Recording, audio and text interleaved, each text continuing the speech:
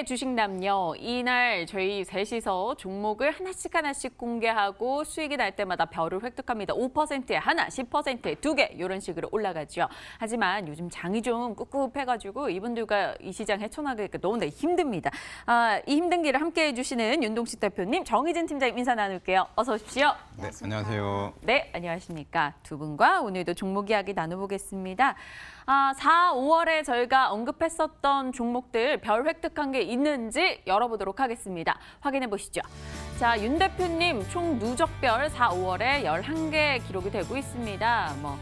JW 신약, 롯데쇼핑, 현대리바트, 원희가 EPS, 삼성중공업. 지난주가 삼성중공업이었죠. 네, 추천주였고요. 저 같은 경우는 코엔텍에서 이번 주에 별 하나 획득을 했고 로보티즈 손절됐네요. 손절이란 글씨만 눈에 들어옵니다. 경동나비엔 다시 재편입을 했는데 추이 놓고 보도록 하겠습니다. 정희진 팀장님 볼까요?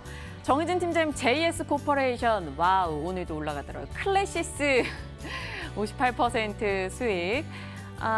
네, 일단은 정희진 팀장님이 이번 주에 별을 또 가장 많이 획득을 하셨네요. 지난 클래시스 같은 경우는 급등했을 때 수익 실현하자라고 말씀해 주셨고 그 이후에 조금 흘러내렸습니다. 타이밍도 좀 적정했던 것 같고요. JS 코퍼레이션도 오늘장 선전해서 아침에 제가 눈에 쏙 들어오더라고요. 정희진 팀장님은 오히려 시장 힘 빠질 때도 좀 더 탄력을 받으시는 것 같아요. 아닙니다. 운이 좋았던 것 같고요. 걱정을 대표님께서 많이 하셨는데 다행이네요. 그렇죠. 이들 종목에 대해서 대표님께서 좀 우려를 많이 하셨는데 일단은 괜찮았고요. 코엔텍도 저는 별 하나 추가하면서 계속해서 수익을 올려주고 있다는 게 얼마나 감사한지 모릅니다. 윤 대표님 오늘 안경 쓰셨네요? 원래는 써야 되는데 네. 귀찮아서 안 쓰는데 좀 이렇게 모니터 볼 때는 원래 잘 씁니다. 그러시군요. 뭔가 좀 지적인 컨셉으로 더 가시려고 그러시나 이런 생각이 들었는데요. 자, 저희 시간이 없어서 곧장 갈게요. 윤 대표님의 오늘의 픽 열어보도록 하겠습니다. 확인해 보시죠. 자, 오늘의 픽은요. 메일홀딩스 경쟁사 노이즈는 덤이다라고 이야기를 해주셨어요. 메일 유업도 아니고 메일홀딩스. 이유가 뭘까요? 왜요? 최근 들어가지고 뭐 남양유업에서 파동이 좀 일어나고 있죠. 녹가루 분유가 나왔다. 소비자랑 소송을 간다. 결국은 남양유업 쪽에서는 과거에도 갑질을 했다. 그리고 손자에 대해서도 문제가 있다. 이런 노이즈가 지속적으로 나오는데 그런 부분에 대해서 사람들이 좀 소비자 인식이 좀 많이 개선되지 않았나라고 생각을 합니다. 최근 들어서 제로투세븐 일봉 차트를 보시는 것처럼 제로투세븐이 주가가 7,000원짜리가 최근 11,850원까지 급등을 하고 있는 걸 보면 자회사를 둔 제로투세븐을 자회사로 둔 메일홀딩스가 조금 주가가 좀 강하게 가지 않겠는가라고 생각을 합니다. 제로투세븐 같은 경우는 1분기 기준으로 놓고 보면 21억 정도 흑자가 나왔고요. 작년에 16억 적자가 나온 데 대비해서는 흑자 전환했다라는 이슈와 함께 주가가 올라가는 패턴을 보이고 있는데 그동안 문제를 섞이고 있던 제로투세븐이 이제는 조금 알짜 아들이 되지 않았나라고 생각을 하고 있기 때문에 이런 부분도 좀 주가에 반영되지 않나 생각을 하고요. 메일홀딩스 같은 경우는 굉장히 많은 사업을 하고 있죠. 우리가 잘 알고 있는 폴바셋, 그러니까 우리나라에 한 96개 정도 매장이 되고 있는데 폴바셋 매출도 꾸준히 증가되면서 소비자의 인식도 좀 좋아지고 있는 패턴, 그런 부분도 좀 눈여겨보셔야 되지 않나 생각을 하고 인구가 감소됨에 따라서 분유 시장이 조금 주춤을 하지만 성인용 분유 시장이 꾸준히 늘어나고 있다. 그리고 중국 쪽의 매출도 꾸준히 늘어나고 있다라는 것을 좀 눈여겨보신다고 하면 투자 포인트를 잡아보실 수 있을 것 같고요. 당사 같은 경우는 현재 주가가 1% 정도 내려서 13,250원에 거래되는데 매수가 13,250원 현재가 잡고요. 목표가 15,000원 그리고 손절가는 11,500원 잡아드리도록 하겠습니다. 근데요, 이게 메일홀딩스가 거래가 그렇게 많지 않은 종목이잖아요. 그렇죠. 팔 때 어려울 수 있을 것 같다 이런 생각도 들고요. 여의도 폴바셋 없어지던데요? 예, 좋은 질문입니다. 좋은 질문. 네. 두 번째 질문. 폴바셋 없어졌죠. 없어졌는데 그러니까 장사가 안 되는 부분은 접고 좀 잘 되는 데는 또 새로 생기고 이런 식으로 계속 이게 조금 정리를 하고 있는 상황이다 보니까 어떻게 되면 구조조정을 하는 게 더 좋지 않나라고 생각을 하고 그리고 뭐 발행 주식이 적어서 유통 주식이 적다 이런 부분은 결국은 대주주가 가지고 있는 지분이 30% 미만이다 보니까 70%는 시장에 유통되고 있는 건데 지금 유통이 안 될 뿐이지 뭐 유통되고 있는 실제 주식 수는 많다라고 생각을 하고 있기 때문에 주가가 반등이 나오면서 거래량이 터진다고 하면 뭐 빠져나오는 데는 큰 무리가 없을 거라고 보여집니다. 알겠습니다. 거래량이 터져줄 거라고 생각을 하시고 메일홀딩스 얘기를 해주신 거예요. 뭐 제로투세븐이라던가 혹은 뭐 성인용 분유 같은 경우는 최근에 꾸준하게 성장을 하고 있다라는 뭐 이슈나 기사들은 저희가 많이 접하는 만큼 추이 지켜보겠습니다. 네, 채팅창에서 그동안 그 대표님이 주신 종목 중에 가장 좋은 것 같다고 어떤 분이 글을 올려주시기도 하네요. 자, 정희진 팀장님의 종목으로 곧장 가겠습니다. 시간 여유가 허락되면 정 팀장님께서 또 메일홀딩스에 대한 질문 잠시 후에 해주시고요. 정희진의 픽 열어보겠습니다. 좀 이색적인 제목이네요. 한이바람 타고 가볼까? 톱택. 톱택 한이? 뭐죠? 네. 최근에 이한희 씨가 아주 주가가 높은 연예인인데요. 맞아요. 이한희 네 생리대로 뭐 유튜브 TV 광고 그리고 뭐 옥외 광고 그리고 에어퀸. 네, 그거 맞아요. 네, 네. 맞죠. 여성들에게는 조금 뭐 익숙할 수도 있고요. 남성분들에게는 좀 네, 그런 이슈가 될 수도 있지만 최근에 이한희 생리대로 유명한 에어퀸을 네, 제조한 회사입니다.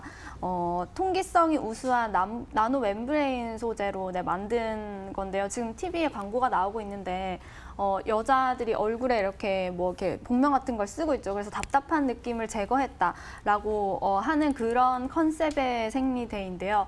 실제로 이런 통기성이 우수하지 못한 것 때문에 어떤 염증이나 이런 여름철에 또 힘듦을 겪는 여자들이 상당히 많습니다. 맞아요. 네. 네.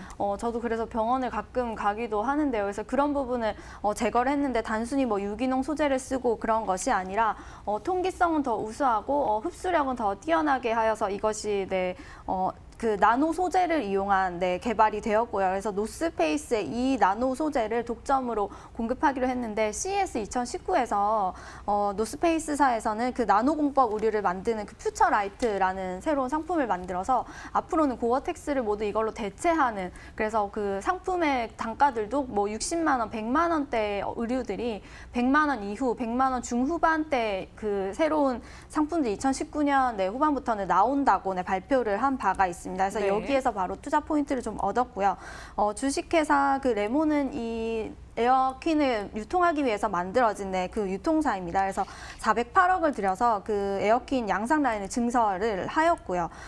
이거 그 톱택이 배임횡령 관련한 이슈가 있었기 때문에 분명히 제가 대표님의 공격을 분명히 받을 것 같기는 하지만 장이 워낙 안 좋아서 이걸 말을 할까 말까 되게 많이 고민을 했었는데 네. 가격도 많이 떨어졌고요. 그래서 10,000원대 중후반까지는 당연히 올라갈 수 있지 않을까 해서 연중 최고가 12,000원이었고 최저가 7,000원대였습니다. 그래서 이때까지는 좀 투자 포인트가 될 수 있지 않을까 생각해서요. 그래서 손절가도 좀 짧게 잡은 8,500원, 목표가 17,000원 말씀드립니다. 요즘 남성분들은 잘 모르겠지만 에어퀸이 여성분들에게는 굉장히 큰 호평을 받고는 있습니다. 그 해외에서 막 유기농 생리대를 많이 시켰었는데 국내에서 이런 좋은 게 나왔다니 하는 반응들을 주변 지인들이 좀 많이 해주더라고요. 네, 맞습니다. 네, 10,000원 중반대 매물대도 있는데 딱 그 10,000원 중반대 전까지만 난 보겠다 네. 이야기를 주셨어요. 윤 대표님 뭐 짤막하게 혹시 하실 얘기 있으세요?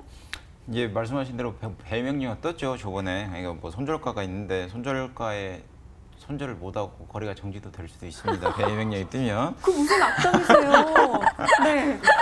근데 제가 말씀드리고 싶은 거는 배임행령은 뭐 수원지방법원에서 뭐 결정이 난 부분이니까 어쩔 수 없는 부분인데 네. 자 추가로 배임행령이 안 뜨더라도 과거의 주가가 4만 원일 때 매출이 1조였거든요.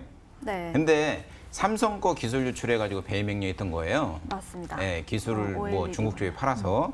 근데 삼성이 자기 거 기술을 중국의 판회사한테 과거에 1조 매출을 줄지 안 줄지는 너무나 확연한 정해져 있는 거기 때문에 말씀하신 것처럼 기술적으로만 조금 접근하시는 게 좋지 않나 생각합니다. 네, 좋은 접근이고요. OLED 관련 사업부가 있었는데 그 부분에 매출이 사실 상당히 컸습니다. 그래서 네. 1조대였었는데 작년에는 72% 마이너스 된 3천억 원대 내 매출이 났습니다. 그래서 거기 안에는 그 OLED 관련 뭐 장비 시스템 관련 매출이 잡혔고요. 그 외에 태양광 사업부와 나노 사업부가 있어요. 그래서 앞으로는 아예 그쪽 사업부를 사실상 조금 이렇게 하고 나노 사업부의 매출이 저는 커진다라는 점에서 작년에 3천억 원대보다는 매출이 잘 나올 것이고 말씀하신 대로 그런 부분이 뭐 사람의 인성이 바뀌겠냐마는 또 같은 실수를 이렇게 큰 상장사에서 반복하진 않을 거라는 그런 점에서 말씀하신 대로 좀 기술적으로 접근을 하면 좋을 것 같습니다. 네, 확실히 두 분의 케미가 좋으신 게요. 모멘텀이나 뭐 우리 생활 이슈 같은 거를 정희진 팀장님께서 빠릿빠릿하게 반영을 해주셔서 종목을 골라주시고 윤 대표님께서 거기에서 좀 주의할 부분들에 대해서 체크를 해주시기 때문에 사실 저희는 대결이라기보다는 뭐 3중, 2중 체크를 할까? 저는 좀 체크 빼주시면 한 2중 체크가 되는 것 같아요. 여러분 종목 잘 참고하시길 바랍니다. 자, 박앵커의 촉픽입니다. 박앵커의 픽이 아니고 촉픽. 그냥 이 종목이 좋을 것 같다라는 느낌적인 느낌. 오늘의 종목은요. 갈 때까지 가보자 KINX입니다. 일단 바야흐로 동영상의 시대에 도래하지 않았습니까? 유튜브 같은 경우는 이제 카카오나 네이버를 제치고 이용 시간 1위입니다. 4월 한 달 동안 388억 분을 사용했고요. 전 연령에서 50대에서 특히나 가장 많이 사용했대요. 전 연령에서 가장 오래 사용한 게 유튜브입니다. 이를 비롯해서 우리 게임도 이제 고사양화됐죠. UHD 동영상이 너무나 보편화되고 있죠. 한마디로 데이터나 트래픽 사용은 늘 수밖에 없다라는 것에서 아이디어를 찾았습니다. 그래서 고른 종목이 바로 KINX인데요. 이 기업이 뭘까 하고 홈페이지 들어갔는데 너무 어렵더라고요. 뭐 CDN, 뭐 IX 이렇게 돼 있으니까 저는 문과 쪽인데 이런 거 너무 어렵게 받아들여졌어요. 그래서 한번 사업부를 봤습니다. 쉽게 풀어봤어요. 데이터 센터나 클라우드 서비스를 하고 있습니다. 서버나 저장 공간이 필요한 기업에게 그걸 대여해주고 수수료를 받는 수익 구조 사업이고요. IX 사업은 인터넷 익스체인지 사업, 말 그대로 인터넷을 교환한다. 미국과 뭐 혹은 일본과 우리가 이렇게 서버를 공유하거나 인터넷을 나눠야 하는 상황이 됐을 때 그때 이 회선을 쓴다라는 거죠. KINX의 회선을 써서 데이터 교류 거점, 뭐 공항으로 생각을 하시면 될 것 같아요. 그리고 CDN 사업을 하고 있습니다. 미디어 업체나 교육 업체로부터 컨텐츠를 제공받아서 CDN 서버에 저장을 하고 있다가 개인 PC나 혹은 뭐 소비자들의 이 컴퓨터, 모바일 폰으로 보내주는 역할을 하는 거죠. 그래서 원활한 데이터를 공급하는 사업들. 이런 일들을 하고 있는 게 바로 KINX 사업입니다. 트래픽량이 최초 계약할 때 뭐 우리 100 정도 쓸 거야 하면서 계약을 했다고 치면 100이 넘어가게 되면 초과 과금을 받아요. 그래서 그게 수익으로 잡히는 구조를 갖고 있습니다. 그래도 좀 낯서시죠? 하지만 KINX가 우리 생활과 밀접한 기업들과 많이 엮여 있습니다. KINX의 고객사는 딜라이브, 넷플릭스, 아마존, 애플, 마이크로소프트, 네이버, 카카오, 굵직한 포털이나 인터넷 업체들은 다 KINX의 회선을 이용하고 있다는 것에서 저는 깜짝 놀랐습니다. 넷플릭스 같은 경우는 LGU 플러스 그리고 SK 브로드밴드가 일본 서버를 쓰는데 그 일본 서버를 우리가 끌어오는 거예요. 근데 그 끌어오는 회선을 바로 KINX가 제공을 하고 있다는 거죠. 트위치 같은 경우는 세계 최대 게임 스트리밍 업체입니다. 그러다 보니까 이들의 공통점은 데이터를 잡아먹는 귀신들이라는 거예요. 트래픽을 잡아먹는 귀신이기 때문에 이 KINX가 또 올라갈 수 있지 않을까 이런 생각이 들어요. 다만 부담스러웠던 건 열어보시죠. 차트입니다. 최근 동안 분위기가 좀 그랬어요. 보시죠. 급등을 했었습니다. 그래가지고 이거 사도 되나? 이런 생각이 들었어요. 어제 한 3% 조정이 나왔길래 그래 조금만 떨어질 때 매수하면 참 좋겠다 생각을 했죠. 목표가는 41,000원으로 길게 보고 가자. 보이시죠? 좀 긴 호흡으로 가겠습니다. 데이터 많이 쓸 거니까요. 손절가는 34,000원 잡았습니다. 오늘 좀 떨어지길래 와우 좋아 매수가 오케이 했는데 다시 상승으로 고개를 돌렸네요. 저는 한 38,100원 요즘에 매수가 38,000원으로 결정이 됐다고 합니다. 38,000원에 매수가 결정이 됐고요. 41,000원대까지 보고 가겠다라고 언급을 해볼게요. 윤 대표님 주의점 있을까요? 주의점 없습니다. 웬일로요? 기업 굉장히 좋고요. 네. 1분기 실적 기준으로 놓고 보면 PER이 19년도에 뭐 한 9 정도? 근데 뭐 영업이익률이 23% 나오니까 굉장히 저PER이다라고 생각을 하고 있고요.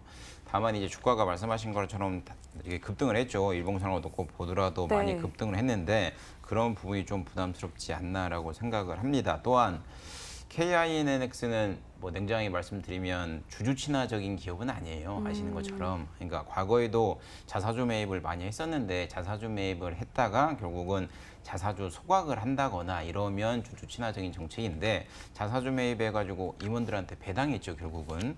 그러니까 그런 부분을 놓고 보면 주주 친화적인 기업은 아니지만 매출과 영업이익은 꾸준히 성장될 가능성은 높다. 이런 부분을 좀 눈여겨보시면서 체크해 보시면 좋을 것 같습니다. 네, 알겠습니다. 정희진 팀장님께서는요.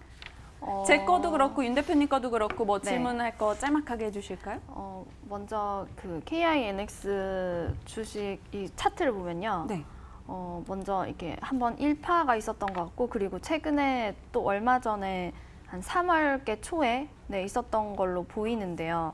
그리고 나서 사실 어느 정도 조정이 올 수도 있을 것 같아서 들어가는 시점은 보조지표 뭐 MACD 뭐 이런 부분이 저는 지금 들어가는 시점은 좀 더 한번 지켜보는 게 좋을 것 같다라고 봐지고요.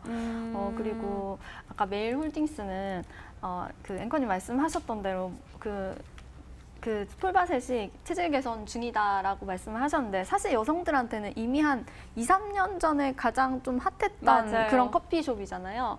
그래서 성인 분유 시장이나 이런 부분들도 좀 확실하게 그 눈에 보이는 실적이 나오는 시점으로 되면 좋을 것 같다라는 생각을 저는 속으로 했습니다. 네, 저희 종목들 주의점들 서로에 대한 의견들을 교류하니까요. 여러분들도 참고하시길 바랍니다. 저희는 오늘 말씀을 드렸지만 사실 이 종목들을 적어 두셨다가 흐름의 뭐 분위기 보시면서 매수 타이밍 잡는 것도 더 좋으실 것 같아요. 참고용으로 말씀을 드린 겁니다. 조정 나와도 되는 자리임 KINX에 대한 시청자의 의견들 올라오고 있네요. 네, 주의하시면서 지켜봐 주시고요. 저희의 새 종목 오늘도 체크해 주시길 바랍니다. 수요 주식 남녀 함께 했고요. 저희 시장 공감탱 같이 인사 나누도록 하겠습니다. 내일 이 시각 인사드릴게요. 시청해 주신 여러분 고맙습니다.